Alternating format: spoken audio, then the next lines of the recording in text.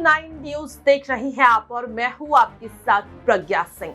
क्या उत्तर प्रदेश में अब सपा, बसपा और असपा एक साथ आने वाली है? दरअसल आपको बता दें कि लंबे समय से उत्तर प्रदेश की सियासत में ये कयास लगाए जा रहे थे कि मायावती, अखिलेश यादव और चंद्रशेखर आजाद एक साथ नजर आ सकते हैं। मायावती और चंद्रशेखर आजाद के इंडिया गठबंधन में शामिल होने की खबरें भी लगातार सामने आई और लगातार दावे भी किए गए। मायावती जो समय समय पर ये साफ कर चुकी है कि वे इंडिया गठबंधन में शामिल नहीं होंगी, जिसकी वजह सीधे सीधे उन्होंने अखिलेश यादव को बताया। तो वहीं चंद्रशेखर आजाद के इंडिया गठबंधन में शामिल होने के तमाम कयासों पर तब विराम लग गया जब अपनी चौथी सूची के साथ अखिलेश यादव ने नगीना सीट पर मनोज कुमार को प्रत्याशी के तौर पर उतार दिया और उसके बाद से यह साफ हो गया कि सपा, बसपा और असपा एक साथ नहीं होगी। लेकिन अब चंद्रशेखर आजाद की तरफ से बड़ी पहल की गई है। नाराज मायावती और रूठे अखिलेश को मनाने के लिए चंद्रशेखर आजाद ने एक बड़ा बयान दे दिया है। दरअसल आपको बता दें कि पहले चरण यानी कि 19 अप्रैल को जिन जिन लोकसभा सीटों पर वोटिंग होनी है उनमें यूपी की नगीना सीट भी शामिल है और इसी सीट से नामांकन पत्र दाखिल कर चुके हैं चंद्रशेखर आजाद। खबरों की माने तो चंद्रशेखर आजाद को अब सपा और बसपा का समर्थन मिल सकता है। चंद्रशेखर आजाद भी आज जब नामांकन पत्र दाखिल करने के बाद वापस लौटे तो इस दौरान मीडिया से रूबरू होते हुए चंद्रशेखर आजाद ने क्या कुछ कहा, उन्हें लेकर सुनिए जरा। 25,000 लोग जान गई, किसी नेता को तकलीफ नहीं, ना राष्ट्रीय स्तर के, ना प्रदेश स्तर के, ना यहाँ लोकल स्तर के। मैं ही था ऐसे बिजनौर में जो रात को 10:30 बजे तक हड़ताल पे बैठा रहा, धरने में बैठा रहा कि यहाँ के लोगों की जीवन रक्षा भी करो। तो मैं तो नगीना से इस तरह प्यार करता हूँ जिस तरह से लोग अपनी माँ से प्यार करते हैं। ये वो मिट्टी है जिसने बहुत लोगों को इज्जत दी है।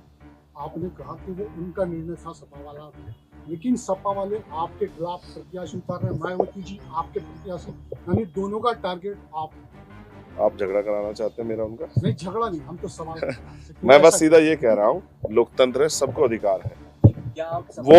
वो अपने अपने प्रत्याशी उतारें और उनके प्रत्याशी जाके फील्ड में काम करें, उनके लिए मेरी मंगल कामना है। लेकिन हम इस नगीना की जनता के लिए काम करेंगे क्योंकि नगीना ने बहुत लोगों को मौका दिया। नगीना के बारे में किसने नहीं सोचा, बिजनौर के बारे में किसने नहीं सोचा। आपका मुकाबला सपा, बसपा या बीजेपी किससे रहेगा? मेरा मुकाबला तो मुझसे खुद से है। जितनी मेहनत करूंगा उतना ही समर्थन लोगों का मिलेगा। अगर कुछ किसी से हाथ मिलेगा तो आपको पता लग जाएगा। कोई काम बंद पर्दे में थोड़ा ही होता है, ये तो लोकतंत्र है। जैसे मैं आपको सवालों का जवाब दे रहा हूँ, ऐसे जो भी कुछ होगा आपके सामने आएगा। अभी तो यहाँ के जो किसान हैं, नौजवान हैं, बहन बेटियां हैं और तमाम जो गरीब वर्ग के लोग हैं, उनके हितों के लिए आजाद समाज पार्टी संकल्पित है। बहुत सारे चुनावी मुद्दे हैं जिन मुद्दों पे आपका ध्यान जाना चाहिए, जिन पे आपको भी सवाल करना चाहिए। यही नेटवर्क में मेरे एक साथी थे सलीम, जो पत्रकार भी थे, उनकी जान चली गई क्योंकि हार्ट अटैक आया उनको। जब मैं उनके घर गया मिलने के लिए तो उनके परिवार के लोगों ने मुझसे कहा कि कभी यहाँ के नेताओं ने सोचा कि यहाँ भी एक अच्छा हॉस्पिटल होना चाहिए जिससे कि यहाँ के लोगों की जान बच जाए। मैं यहाँ चाहता हूँ कि यहाँ एम्स जैसा एक हॉस्पिटल बने जिससे कि यहाँ के लोगों को भी कम पैसा खर्च होने के साथ साथ बेहतर से बेहतर इलाज की व्यवस्था हो। जिस तरह से रोशनाबाद, हरिद्वार में उद्योग धंधे लगे हैं, भगवानपुर में उद्योग धंधे लगे हैं, लाखों नौजवानों को रोजगार मिला है, बहन बेटियों को, भाइयों को, यहाँ पर भी उद्योग धंधे लगे, इनको भी रोजगार मिले। क्योंकि बिजनौर का आदमी पूरे देश में जाकर काम करता है। किसी स्टेट में चले जाओ आपको बिजनौर का आदमी मिल जाएगा। तमाम तरह से जो है किसानों की फसलों पे जाकर देखो किस तरह डाका पड़ रहा है हमारा पशुओं का, कोई पूछने वाला नहीं। गुलदार का समस्या मैंने आपको बता दिया, परसों ही 2 किसानों पे हमला किया, 450 टाँके लगे, कोई पूछने कहने वाला नहीं। और जिस तरह से अब सरकारी दफ्तरों में घूसखोरी हो रही है, गरीब आदमी जाते हुए डरता है। कई जगह तो कई ऐसे अधिकारी हैं जो थाने में जहाँ सुनवाई नहीं हो रही है, गरीब जनता परेशान है, मनरेगा का पैसा नहीं आता, मनरेगा में काम भी नहीं मिल रहा, मजदूर परेशान है, न्यूनतम वेतन नहीं मिल रहा है। तमाम तरह की जो समस्या है, ये तो बुनियादी है ही, लेकिन राष्ट्रीय स्तर पर भी जो समस्या है, सब पे यहाँ से मिली हुई ताकत का जो है लाभ हम जनता के लिए उसको काम करने का हम लोग करेंगे। चंद्रशेखर जी, उपचुनाव में खतौली में आप लोगों ने समर्थन दिया था गठबंधन को, उसके बावजूद आप लोगों को टिकट यहाँ पर नहीं, आपको गठबंधन में कोई समर्थन आपको नहीं मिला, इसमें क्या कहना है आपका? हम हर उस व्यक्ति के साथ खड़े हैं जो भी देश बचाना चाहता है। देखो, मैंने एक बात आपको स्पष्ट कर दूं, पहले दिन से मैंने कहा, क्योंकि जब मेरे ऊपर गोली चली 4 गोली चली। किसी सदन में आपने नहीं सुना होगा किसी भी नेता ने ये कहा हो कि भाई अगर वो चाहते तो सरकार को ही घेर लेते कि भाई कानून व्यवस्था आपके यहाँ बहुत बेकार है, जितने लोगों का नेतृत्व कर रहा है उसी पे गोली चल रही है, आम आदमी का क्या होगा। तो किसी सदन में आपने नहीं सुना होगा जब मेरे जैसे व्यक्ति पे चली गोली के लिए कोई आवाज नहीं उठाता।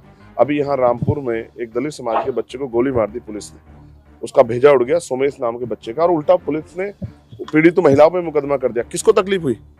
यहाँ जिस तरह से नेटवर्क में सलमान को गोली लगी थी, जिस तरह से महिला पहलवान बेटियों का प्रकरण हुआ था दिल्ली में, जिस तरह किसानों का आंदोलन हुआ, किसको तकलीफ हुई? ये तकलीफ चंद्रशेखर आजाद के दिल में है, क्योंकि वो इसी वर्ग से आता है। वो एक प्राइमरी स्कूल के मास्टर का बेटा और किसान परिवार से आता है। वो गरीबों के दुख को समझता है, वो गरीबी से निकल के आया है, इसलिए इनकी लड़ाई लड़ना मेरी जिम्मेदारी।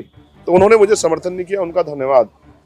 देखो, अगर आदमी के रास्ते में गड्ढे ना आए तो वो कूदना कैसे सीखेगा?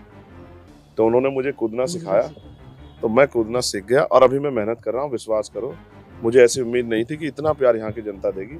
जिस तरह मुझे बताया गया था कि नगीना वो धरती है जो सबको मौका देती है, उस तरह का मौका मुझे यहाँ के लोगों से प्यार और आशीर्वाद के रूप में चंद्रशेखर जी, एक आखिरी सवाल है। बदायूं में अभी एक कांड हुआ है, 2 लड़कों की गला काट कर हत्या कर दी गई है, आपका बयान उसमें नहीं आया। अब मैं फील्ड में हूँ, आपके सामने 1:30 बजे जाता हूँ, 2 बजे। अभी आपने बुलाया ना, अब आप बताओ। मैं बिल्कुल कह रहा हूँ, कोई भी अगर अपराध करेगा तो अपराधी को सख्त से सख्त सजा मिलनी चाहिए। लेकिन आप ये तो बताओ कि ये भारतीय जनता पार्टी की सरकार देखिए जिसमें सरेआम गले कट रहे हैं। मुख्यमंत्री तो कह रहे कानून व्यवस्था बहुत अच्छी है। मैं फिर आपको कह रहा हूँ, ये जो सरकार है ये किसी की सरकार नहीं है, ये तो चंदे और धंधे वालों की सरकार है। ये लुटेरा गैंग है जो चंदा दे दो, ठेका ले लो, और सीबीआई ईडी इनकम टैक्स पर छापा लगे, वो चंदा दे दो तो बिल्कुल पाक साफ हो जाए। ये जो भाजपा की भ्रष्टाचारी सरकार है, इसी की देन है कि आज बेरोजगारी इतनी बढ़ गई है कि नौजवान जो है भूखे मरने के लिए और सुसाइड करने के लिए किसान और नौजवान तैयार है। आप देखो, पुलिस भर्ती में पूछो ना आप कि 48 लाख बच्चों ने फार्म भरा, 400 रुपए एक बच्चे से लिए गए, 4-4, 6-6 महीने मेहनत की और पेपर लीक हो गया। मुख्यमंत्री ने क्या कहा? अरे झूठ बोले कोई, तुम सजा कर देंगे, गिरफ्तार करवा देंगे। क्या हुआ? पेपर लीक हुआ नहीं हुआ, फिर आपने भर्ती क्यों कैंसिल की अगर लीक नहीं हुआ? जो पेपर नहीं संभाल सकते उत्तर प्रदेश, इतने बड़े उत्तर प्रदेश को संभाल लेंगे? शर्म आनी चाहिए सरकार को कि लोगों की जन भावनाओं से खेलना और लोगों को ठगना इनकी नीति बन गई है। जनता ने वोट की चोट से जवाब देगी, और नगीना में तो वो ऐसा फैसला लेगी जिस फैसले से पूरे भारत में कमजोर वर्ग के लोगों में उत्साह पैदा होगा। देखिए, चुनाव की तैयारी के बीच से ही समय निकाल के आया।